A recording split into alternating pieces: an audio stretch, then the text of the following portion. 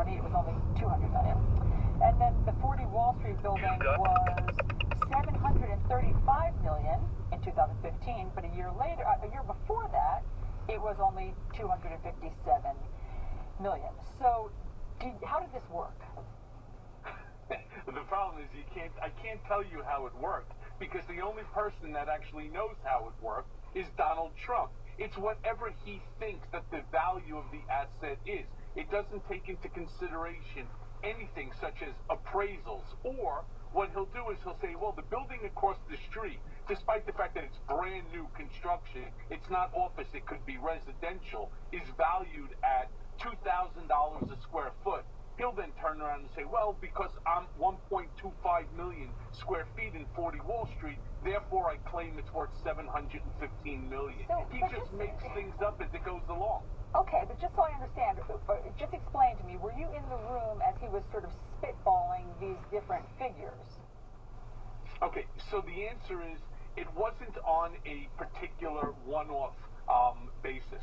What would happen is at the beginning of the year, when we would end up in conversation about upcoming, whether it be Forbes 500 list, or as a result of a journalist that was going to be doing a story about Donald Trump's net worth, we would sit there, we would take the year before personal financial statement, and Donald would say, let's say it said $5.5 billion.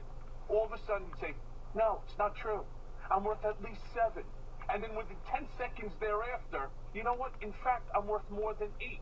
You know what? I'm worth $10 billion. And he would literally add $3 billion to his net worth, simply in a matter of under 60 seconds.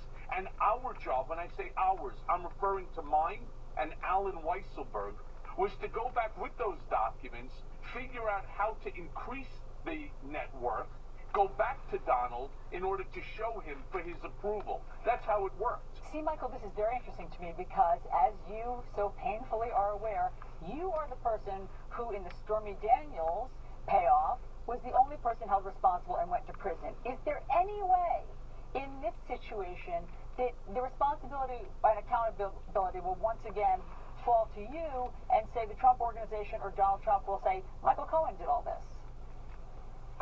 Of course, because it benefited me in order to inflate his net worth. I also had absolutely nothing to do with the deflation of each asset so that he would pay less in real estate tax or less in taxes.